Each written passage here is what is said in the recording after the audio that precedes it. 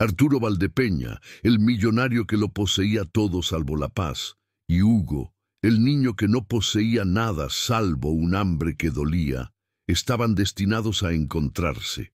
Sus mundos, separados por un abismo de riqueza y miseria, colisionaron violentamente frente al cristal reluciente de una panadería de lujo. Cegado por sus prejuicios, Arturo vio al pequeño con la cara pegada al vidrio y su juicio fue instantáneo y cruel. «¡Ladrón!», gritó, sujetándolo con una fuerza que no medía. El niño rompió a llorar, aterrorizado. «Solo quería oler el pan», sollozó. Pero al agarrarlo, la manga raída de la camisa de Hugo se deslizó, revelando en su muñeca una pequeña marca de nacimiento. Una estrella perfecta. El corazón de Arturo se detuvo. Era la misma marca, idéntica, que su amada hija Sofía, muerta hace 8 años, llevaba desde su nacimiento. ¿Qué harías si el fantasma de tu mayor dolor se te presentara en la forma de un niño hambriento, desafiando todo lo que creías saber sobre tu propia tragedia? Pero antes de descubrir cómo una simple marca en la piel estaba a punto de destruir un imperio de mentiras y reunir a una familia destrozada, haz una pausa. Si crees que el destino tiene el poder de reescribir la más triste de las historias y que la verdad siempre encuentra su camino, deja tu like para fortalecer esta cadena de esperanza y suscríbete ahora, porque lo que estás a punto de presenciar demostrará que el pasado nunca, jamás, permanece enterrado del todo, y que un solo detalle puede cambiarlo absolutamente todo. Acompáñanos en este viaje que te hará creer de nuevo en los milagros. Arturo soltó el brazo del niño como si quemara, un temblor recorriendo su cuerpo envejecido mientras el pequeño huía despavorido, perdiéndose en las callejuelas del barrio La Candelaria. Se quedó paralizado, con la respiración entrecortada, incapaz de procesar lo que acababa de ver. Su mente, una fortaleza de pragmatismo y cinismo construida durante 8 largos años de un luto helado, comenzó a resquebrajarse. La imagen de la estrella en la piel del niño se superpuso con el recuerdo vívido de su hija Sofía, riendo mientras le mostraba su propia marca. El incendio, la culpa, la certeza de que su linaje se había extinguido. Todo se tambaleaba. ¿Era una coincidencia imposible? ¿Una burla cruel del universo? Y esta idea lo aterró y lo llenó de una esperanza insoportable. Era una señal. En ese instante, su vacío existencial fue reemplazado por una obsesión.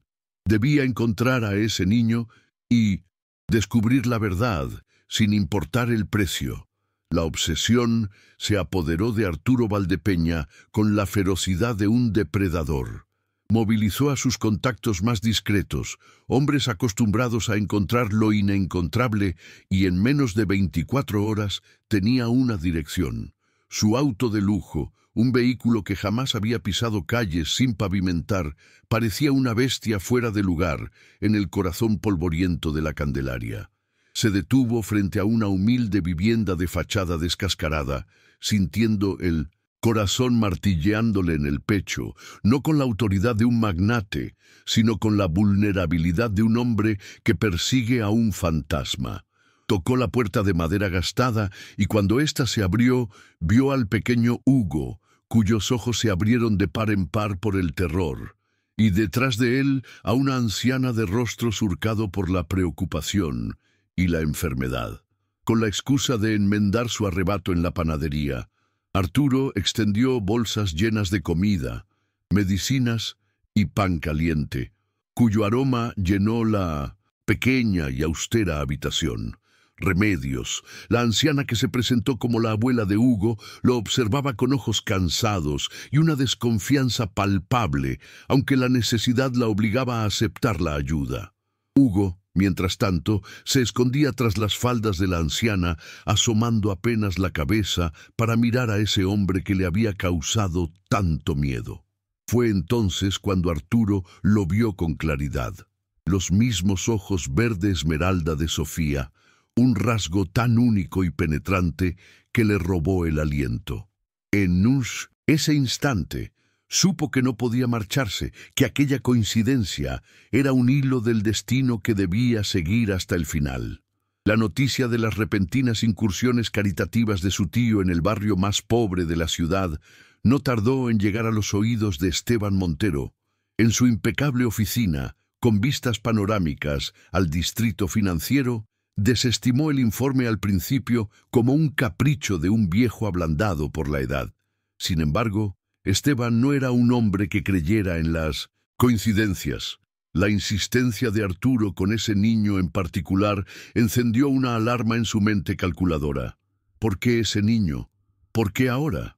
Llamó a su jefe de seguridad, un hombre de lealtades compradas. Quiero que investigues a ese niño y a su familia. Discretamente, quiero saberlo todo, ordenó con una frialdad que helaba la sangre. Una amenaza invisible comenzaba a cernirse sobre Hugo, una sombra que emanaba del mismo imperio que ahora pretendía protegerlo. Las visitas de Arturo se volvieron un ritual sagrado. Cada tarde dejaba atrás su mundo de cifras y contratos para entrar en aquella humilde morada que paradójicamente se sentía más como un hogar que su propia mansión. Le trajo a Hugo un balón de fútbol, libros de cuentos y colores para pintar. Mientras el niño, poco a poco, perdía el miedo y le mostraba sus dibujos, Arturo conversaba con Remedios, intentando desentrañar su pasado. Las respuestas de la anciana eran siempre evasivas, llenas de contradicciones que solo alimentaban su esperanza. Una noche, mientras le leía un cuento de aventuras a Hugo, el pequeño vencido por el sueño, apoyó su cabeza en el brazo de Arturo. Esa confianza inocente y ese calor infantil derritieron la última capa de hielo que cubría el corazón del millonario. Por primera vez, en 8 años, no se sintió solo. La tranquilidad de aquellas tardes de cuentos y dibujos se hizo añicos una mañana gris. 2 funcionarios de servicios sociales, con rostros impasibles y carpetas bajo el brazo, se presentaron en la puerta de Remedios. Una denuncia anónima, dijeron, alertaba sobre las condiciones precarias en las que vivía el menor y la salud delicada de su tutora. Desde su torre de cristal, Esteban sonreía con satisfacción. Era el primer movimiento de su partida de ajedrez, una jugada limpia y cruel para arrancar al niño de la vida de su tío y enviarlo a un orfanato lejano, donde su existencia se perdería en el sistema. Remedios, pálida y temblorosa, sintió que el suelo se abría bajo sus pies, mientras Hugo se aferraba a su falda, con el mismo pánico en los ojos que el día de la panadería. La amenaza ya no era una sombra, sino una realidad burocrática y despiadada.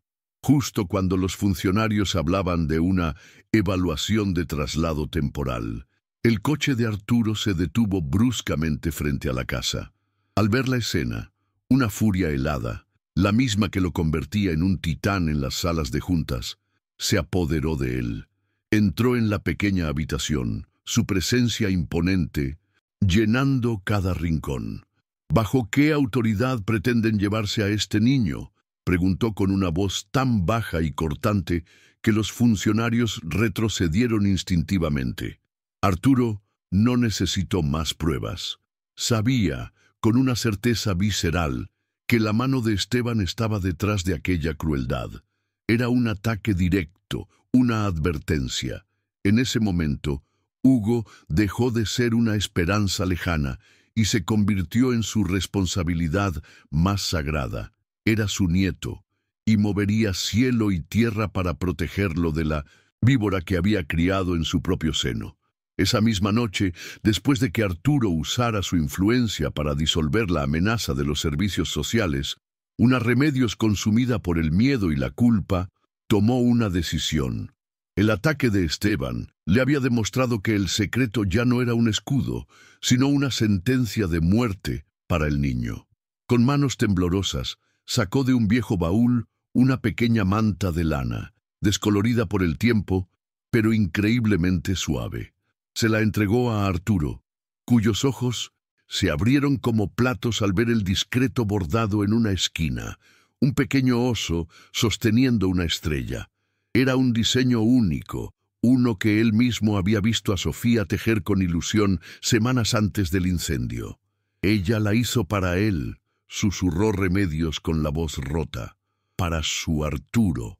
La revelación fue como un relámpago, iluminando 8 años de oscuridad con una verdad cegadora y dolorosa. La manta en sus manos era más que una prueba, era una reliquia, un pedazo del amor de su hija que había sobrevivido al fuego y a la mentira. Arturo miró a Hugo, que dormía plácidamente en el catre, ajeno a la tormenta que se desataba a su alrededor, y supo que no había vuelta atrás. La duda se había evaporado, reemplazada por una determinación de acero. No podía dejarlos allí, expuestos a la siguiente jugada de Esteban. «Preparen sus cosas», dijo con una suavidad que contrastaba con la firmeza de su decisión. «Se vienen conmigo, los llevaré a un lugar seguro, una casa de campo donde nadie podrá encontrarlos». Para Remedios fue la rendición a un destino que ya no podía controlar. Para Hugo era la promesa de un hogar. Para Arturo era el comienzo de la guerra para recuperar a su familia. En el refugio de la casa de campo, un santuario de paz rodeado de naturaleza, Arturo comenzó a sanar las heridas de su alma mientras veía a Hugo correr por el césped, libre y feliz por primera vez en su vida. Sin embargo, la tranquilidad era una fachada frágil que ocultaba la amenaza latente de Esteban. Una noche, junto al fuego crepitante, una Remedios más serena y fortalecida por los cuidados médicos, le hizo una confesión final. Con un susurro tembloroso, recordó un detalle que el miedo había sepultado en su memoria. Después del incendio, escuchó a Esteban hablar por teléfono sobre trasladar a la paciente a una clínica privada en Suiza para tratar un trauma severo. Nunca dijeron que Sofía había muerto, solo que desaparecería.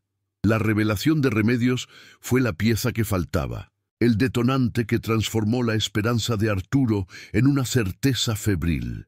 De inmediato, movilizó su imperio no para construir edificios, sino para derribar un muro de mentiras. Se desató una carrera contrarreloj, pues sabía que Esteban, al no encontrarlos, estaría moviendo sus propios hilos para localizarlos, usando su red de contactos internacionales y a los mejores investigadores privados de Europa. Arturo lanzó una búsqueda discreta pero implacable. En menos de 48 horas llegó la confirmación. Una mujer con el nombre falso de Elena Ríos, que correspondía a la descripción de Sofía, llevaba 8 años ingresada en un exclusivo y aislado sanatorio en los Alpes suizos, un lugar para ricos que deseaban desaparecer del mundo. Arturo no dudó un segundo. Dejó a Hugo y a Remedios bajo la protección de su personal más leal y voló en su jet privado hacia Suiza. El encuentro fue la escena más desgarradora y esperanzadora de su vida. Encontró a Sofía en un jardín impecable, con la mirada perdida, prisionera en su propia mente. Se acercó con el corazón en un puño y sin decir palabra le mostró una foto de Hugo sonriendo. Luego, con manos temblorosas, colocó sobre su regazo la pequeña manta de lana con el oso y la estrella. Sofía la tocó, sus dedos recorriendo el bordado familiar, y por primera vez en 8 años, un destello de reconocimiento iluminó sus ojos verdes. Una lágrima solitaria rodó por su mejilla. No era una recuperación completa, pero era un comienzo. Era la prueba viviente que necesitaba. Con Sofía a su lado, de regreso en una fortaleza segura y bajo el cuidado de los mejores especialistas, la determinación de Arturo se convirtió en un arma afilada. Cada día, un nuevo recuerdo volvía a su hija, fragmentos de su vida antes del fuego que alimentaban una justa sed de venganza. Ahora tenía todo lo que necesitaba: el testimonio de Remedios, la manta como prueba física y, lo más importante, a la víctima principal, cuya sola presencia destruiría a Esteban. Con una frialdad calculadora, Arturo comenzó a orquestar el golpe de gracia. Convocó una reunión extraordinaria de la Junta Directiva de Empresas Valdepeña con un único punto en la agenda: la sucesión del patrimonio. El escenario estaba listo para la tormenta final, y Esteban caminaba directamente hacia ella, ciego de arrogancia. La sala de juntas de Empresas Valdepeña, un santuario de poder y cristal con vistas a la ciudad, nunca había sentido una tensión tan asfixiante. Esteban Montero entró con la arrogancia de un rey a punto de ser coronado, sonriendo con suficiencia a los miembros de la Junta. Para él, esta era una simple formalidad, el último paso para que su tío, debilitado y senil, le cediera el control total del imperio. Sin embargo, al ver el rostro de Arturo, una máscara de calma glacial, un escalofrío recorrió su espalda. Arturo no comenzó con cifras ni proyecciones. Se puso de pie y su voz, baja pero resonante, llenó el silencio. Hoy no estamos aquí para hablar de futuros, sino de pasados, de deudas que, sin importar cuánto tiempo pase, siempre encuentran la forma de ser cobradas. La primera bomba estalló sin previo aviso. Durante 8 años he llorado la muerte de mi hija y mi nieto en un incendio que creí accidental, continuó Arturo, sus ojos clavados en Esteban. Pero el destino, en su infinita sabiduría, me ha mostrado la verdad. Con un movimiento deliberado, colocó sobre la mesa de caoba la pequeña manta de lana y junto a ella el medallón con las iniciales AV. Este niño, a quien tú intentaste hacer desaparecer en un orfanato, es Arturo Valdepeña II, mi nieto. Esteban soltó una carcajada forzada, aunque el sudor perlaba su frente. Tío, por favor, tu dolor te está haciendo delirar. Es una tragedia, pero no puedes culparme por tus fantasmas. Este es un intento desesperado de un niño de la calle para estafarte. Estaba seguro de que podía controlar la narrativa, de que la Junta vería a un anciano roto, no a un acusador. Tienes razón en una cosa, Esteban. Los fantasmas existen, replicó Arturo con una frialdad que heló la sala. Pero a veces los fantasmas vuelven para reclamar lo que es suyo. Hizo una seña casi imperceptible hacia la puerta. En ese preciso instante, las puertas dobles se abrieron lentamente, revelando una figura que paralizó a todos en la sala. No era un espectro, era una mujer de carne y hueso, con el cabello largo y los mismos ojos esmeralda que ahora miraban a su primo con una mezcla de dolor y acero. Era Sofía Valdepeña. El color abandonó el rostro de Esteban. El aire fue succionado de sus pulmones mientras su mundo, construido sobre una pira de mentiras, se derrumbaba en cenizas a su alrededor. El hombre que lo tenía todo, de repente, no tenía nada más que el terror de ser descubierto. El silencio fue roto por la voz de Sofía, temblorosa, pero firme. Me dejaste en ese infierno para morir, primo. Intentaste robarme a mi hijo, mi vida, todo. Fue entonces cuando Esteban se quebró. La máscara de control se hizo añicos y un grito desgarrador brotó de su garganta. «¡Sí! ¡Fui yo!», confesó en un torrente de locura y desesperación. Ella iba a destruirlo todo. Descubrió los desvíos. Era por el bien de la empresa, por el apellido Valdepeña. Su confesión pública y caótica selló su destino. Mientras los guardias de seguridad lo escoltaban fuera de la sala, un hombre destrozado y vencido, Arturo, rodeó a su hija con sus brazos. La justicia no llegó con el estruendo de un martillo, sino con la presencia silenciosa de una verdad que se había negado a permanecer enterrada. La familia Valdepeña, por fin, estaba completa de nuevo. El colapso de Esteban Montero fue tan estrepitoso como su ascenso. La confesión, grabada por los sistemas de seguridad de la sala, se convirtió en la pieza central de un juicio que capturó la atención de todo el país.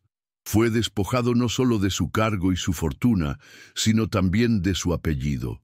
En un acto público y solemne, Arturo Valdepeña lo desheredó y se aseguró de que cada activo vinculado a él fuera redirigido a un fondo para las víctimas de sus fraudes.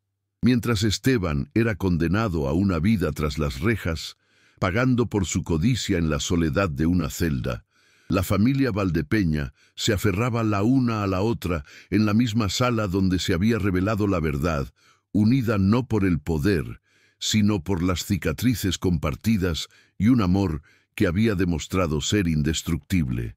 La justicia, finalmente, han prevalecido. La mansión, antes un mausoleo de silencio y pena, volvió a la vida.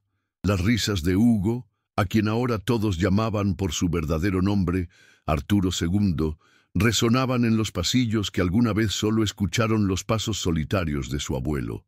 Sofía, con una fortaleza interior que asombraba a todos, dedicó sus días a reconstruir su vida y, sobre todo, a recuperar el tiempo perdido con su hijo. Cada noche se sentaba junto a su cama y le contaba historias de su infancia, tejiendo un tapiz de recuerdos que lo conectaban con su pasado. En honor a la mujer que lo salvó, crearon la Fundación Remedios, un santuario para madres y niños en situación de vulnerabilidad, transformando su dolor en un faro de esperanza para otros. Arturo, por su parte, simplemente observaba, con el corazón rebosante de una gratitud que creyó jamás volvería a sentir.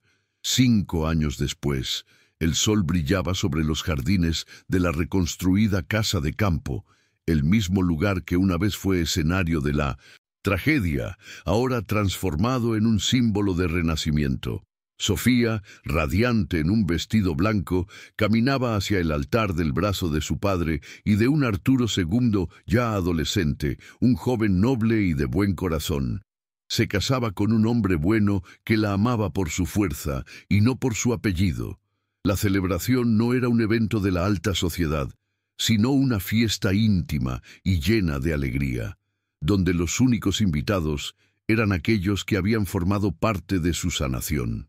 Arturo Valdepeña, con lágrimas en los ojos, veía a su hija encontrar la felicidad plena y a su nieto convertirse en el hombre que siempre soñó que sería. La pesadilla había terminado. El cuento de hadas apenas comenzaba. El legado de la familia Valdepeña ya no se medía en edificios ni en cuentas bancarias, sino en las vidas que tocaban a través de su fundación. En el aniversario de su inauguración, Arturo, Sofía y el joven Arturo II se encontraban frente a un mural lleno de fotografías de niños sonrientes, de familias que habían encontrado un nuevo comienzo gracias a ellos. El abuelo rodeó a su hija y a su nieto con sus brazos, sintiendo el peso reconfortante de su presencia. En ese instante comprendió la lección más grande de su vida.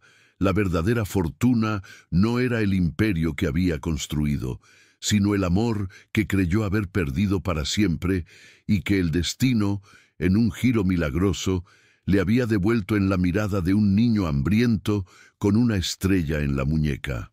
La jornada de esta familia demuestra que el amor, forjado en el dolor y la verdad, es la fuerza más poderosa del universo. Si esta historia de redención tocó tu alma, compártela para que más personas crean en lo imposible. Y suscríbete para más relatos donde el bien siempre triunfa, no importa cuán oscura sea la noche. Juntos vamos a celebrar las segundas oportunidades y las revueltas que solo el destino puede crear. La historia de la familia Valdepeña es un poderoso testamento de que el destino, a veces, debe rompernos por completo para reconstruirnos más fuertes. Lo que comenzó con el llanto de un niño hambriento y la acusación injusta de un hombre ahogado en su propio dolor, se transformó en la más increíble de las redenciones. No fue la fortuna ni el poder lo que sanó sus heridas, sino la verdad oculta en una simple marca de nacimiento, una estrella que brilló en la oscuridad como una promesa. Este relato nos enseña que hasta el corazón más helado puede derretirse con el calor de un amor que se creía perdido, y que las Segundas oportunidades no solo existen, sino que pueden ser mucho más plenas y significativas que la vida que se dejó atrás. El viaje de Arturo, Sofía y el joven Arturo II nos recuerda que la verdadera riqueza nunca se encuentra en las bóvedas de un banco, sino en los lazos que nos unen. Transformaron la cicatriz de una traición devastadora en un faro de esperanza para miles, demostrando que el dolor más profundo puede convertirse en el propósito más noble. Su legado ya no se escribe en los fríos contratos de un imperio empresarial, sino en cada sonrisa que ayudan a nacer en el barrio La Candelaria, en cada familia que encuentra un refugio seguro.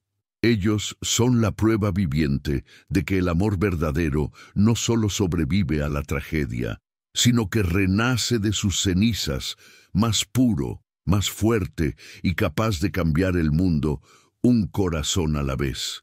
¿Te ha emocionado la increíble vuelta del destino de esta familia? Si es así, deja tu like para celebrar que la justicia y el corazón siempre encuentran su camino, sin importar los obstáculos. Comparte este video para que su mensaje de esperanza llegue a todos los que necesitan creer en los milagros y en las segundas oportunidades. Y, sobre todo, suscríbete y únete a nuestra comunidad de apasionados por historias donde el bien siempre triunfa sobre el mal, porque juntos seguiremos demostrando que no hay noche tan oscura que no pueda ser vencida por el amanecer de un amor verdadero. Hasta la próxima gran historia.